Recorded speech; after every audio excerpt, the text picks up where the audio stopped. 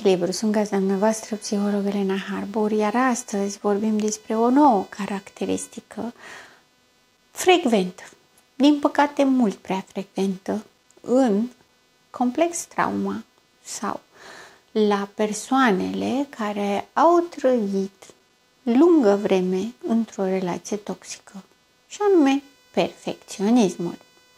Dacă am tratat dățile trecute, copilul care e absent, care refuză, avem acum copilul supraadaptat, copilul care le face pe toate foarte bine, copilul perfect.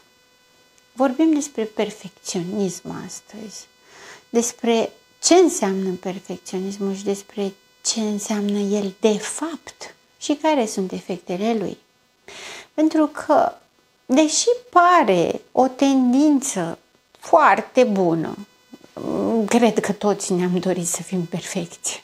Într-un mod ideal și iluzoriu, perfecțiunea e așa minunată și extraordinară și ne-am dorit cu toții să o avem. Dar știm că este doar un vis, știm că este doar o iluzie și nu ne amăgim cu asta. Ei bine, când vorbim despre perfecționism și de persoanele perfecționiste, avem în vedere o nevoie compulsivă de a fi perfect. Nu este o alegere dintre toate lucrurile care puteam să fiu, aleg să fiu perfecționist. Nu. Și nu vine pe un echilibru interior. De obicei, perfecționiștii par a fi oameni foarte serioși, foarte docți, care respectă regulile și sunt foarte împământeniți. Ei știu foarte clar ce trebuie făcut. Pentru că ei pregătesc de dinainte totul. Ei trebuie să știe de dinainte totul. Trebuie să planifice, să organizeze și totul trebuie să iasă perfect. Bineînțeles că este angajatul preferat, nu angajatul perfect. Pentru că nimeni niciodată nu este perfect, oricât de mult s-ar strădui. Și asta pentru că are grijă natura umană să strice perfecțiunea și să schimbe standardele de perfecțiune de la un task la altul, de la o sarcină la alta, de la un obiectiv la altul. Și ca atare niciodată nu o să fie cineva perfect. Pentru că întotdeauna perfecțiunea este văzută din două perspective. Pe de o parte este tendința compulsivă a celui care face acea acțiune și este judecata sau evaluarea celorlalți din jur privind cum a fost efectuată acțiunea sau, în mod special, rezultatul ei. Pentru că perfecționismul nu este despre drum, ci este despre rezultat. Perfecționismul nu lasă loc de bucurie, de fericire, de flexibilitate. Perfecționismul este rigid, limitativ, impunător și constrângător. Trebuie să fie perfect. Nu trebuie să existe vreo greșeală, nu trebuie să existe vreo notă de umanitate în asta, ci trebuie doar să fie ad literam, conform regulilor. Ori orice regulă, dacă am aplica-o exact ca la carte, doar în limitele în care este specificată, 90% din cazuri eșuează. Pentru că toate sunt orientative, sunt standarde și valori menite să ghideze, nu să fie respectate ad literam. E adevărat, când vorbim de lege, spune clar, da, nu, așa, până aici, dar până și legea are o zonă de flexibilitate în care aduce factori umani, aduce intenția, scopul, contextul, toate astea înseamnă flexibilitate. Perfecționismul nu are nimic din flexibilitate, are doar rigiditate. Toate lucrurile trebuie să meargă conform tiparului pe un singur drum până la capăt, iar rezultatul trebuie să fie perfect. Nu e de mirare că persoanele perfecționiste sunt cele care întotdeauna procrastinează, de cele mai multe ori eșuează, sunt veșnic nemulțumite, sunt veșnic, pierd centrate pe scop și ca atare pierd timp foarte mult pentru a perfecționa sarcini mici de pe parcurs și într-un final de a sabota efectul care s-a dorit a fi perfect și nu ajunge să fie perfect niciodată. Și chiar dacă ar fi perfect în ochii celorlalți, nu este perfect în ochii persoanei care l-a făcut. După cum vedeți, este ca un bumerang. Pe de o parte, perfecționismul s-a născut ca un fel de scut de apărare, pe de altă parte funcționează ca o închisoare. Persoana este captivă în această repetiție către perfecționism. A existat și s-a născut ca scut de protecție. Păi, dacă am un părinte care este veșnic nemulțumit, ca să pot să gestionez asta și să fac față și să exist în continuare în preajma acestui părinte veșnic nemulțumit, ce trebuie să fac? Trebuie să asigur toate probabilitățile la care ar putea ieși rău și să mă asigur că niciuna dintre ele nu se întâmplă. Adică trebuie să fie perfect. Trebuie să mă asigur că nu greșesc niciodată ca să nu-i dau oportunitatea să mă pedepsească. Adică trebuie să fiu perfect. Trebuie să mă asigur că nu va exista nicio urmă de vulnerabilitate în mine pe care părintele meu să poată să o speculeze și să mă acuze și să mă facă de râs pentru asta. Adică să fiu perfect. Teoretic, să fii perfect înseamnă să nu fii slab, să fii puternic.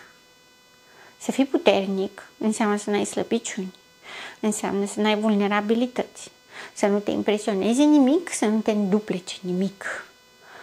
Ca să considere și ceilalți că ești perfect, trebuie să respecti regulile, pentru că ceilalți se raportează la reguli, deci și tu trebuie să le respecti, dar într-un mod în care nimeni să nu-ți poate reproșa vreodată ceva.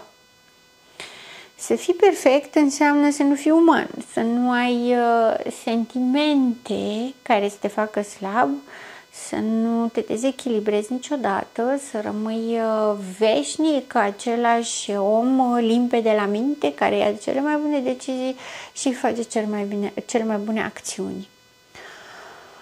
Păi, eu nu cunosc în lumea asta vreun om care să se fi născut știindu-le pe toate de dinainte.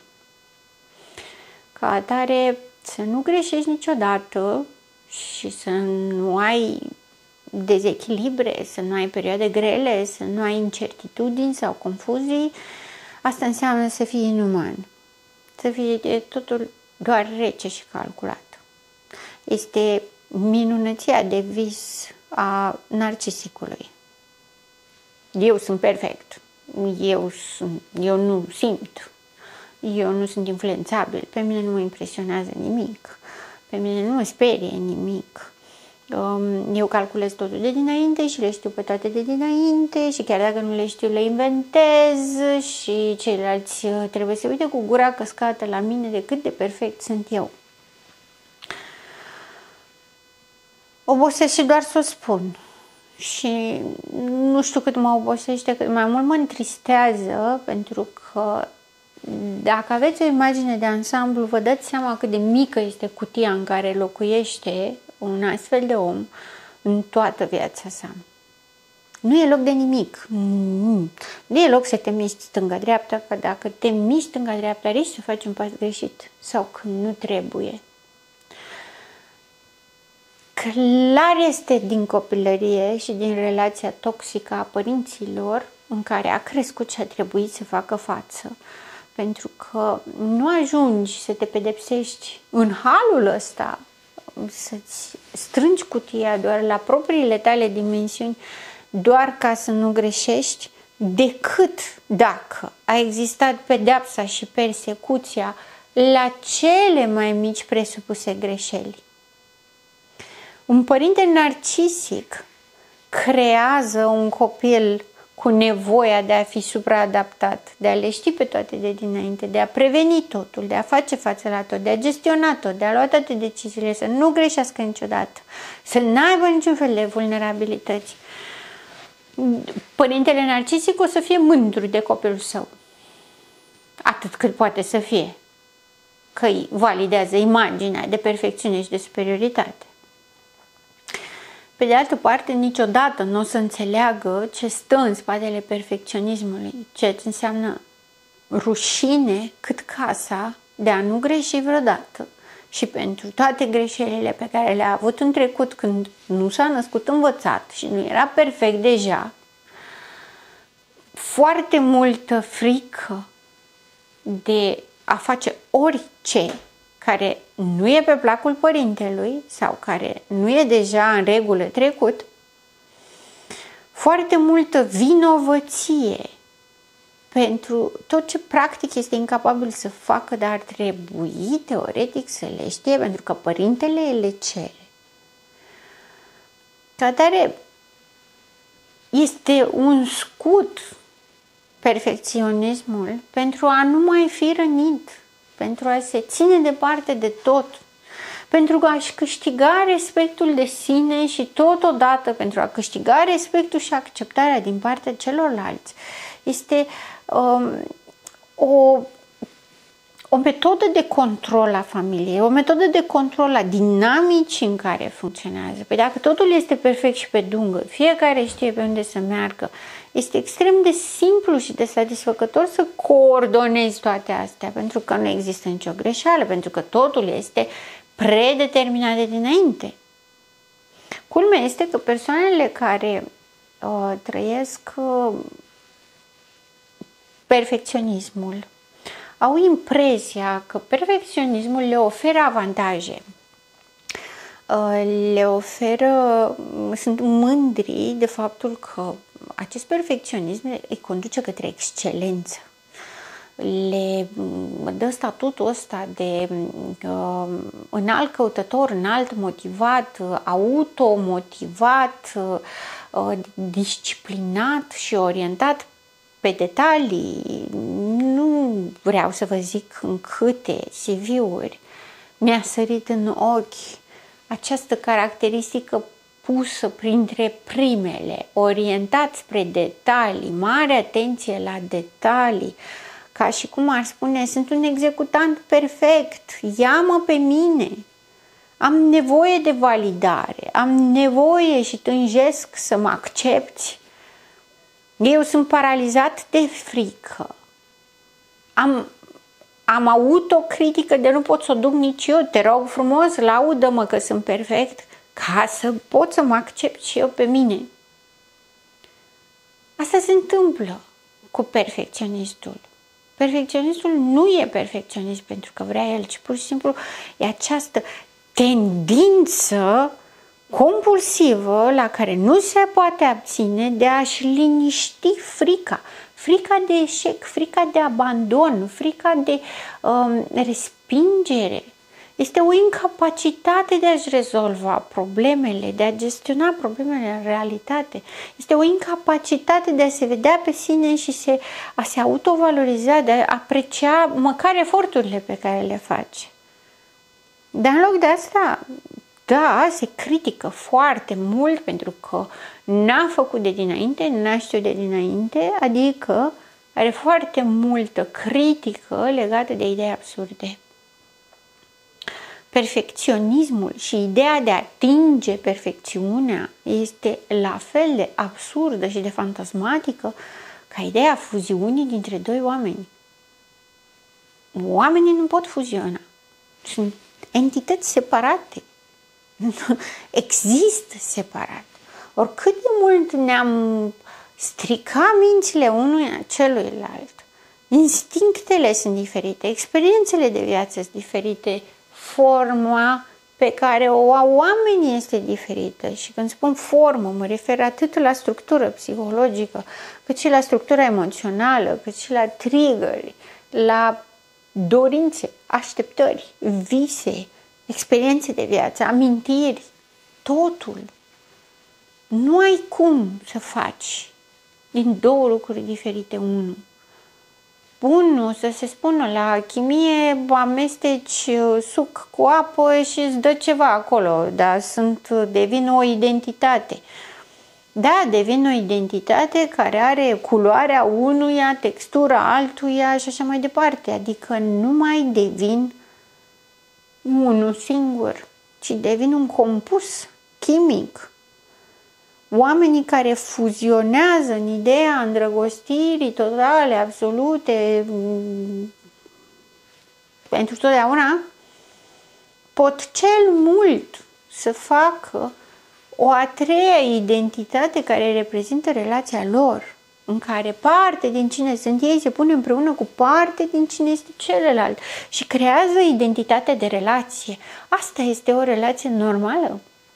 Nu fuziunea a două persoane care, deși sunt bărbat și femeie, trebuie să arate la fel, trebuie să se îmbrace la fel, trebuie să gândească la fel, să-și dorească aceleași lucruri. Nu se poate. Este absurd. La fel este și absurditatea perfecționismului. Nu există perfecționismul ăla total, absolut, unic, perfect.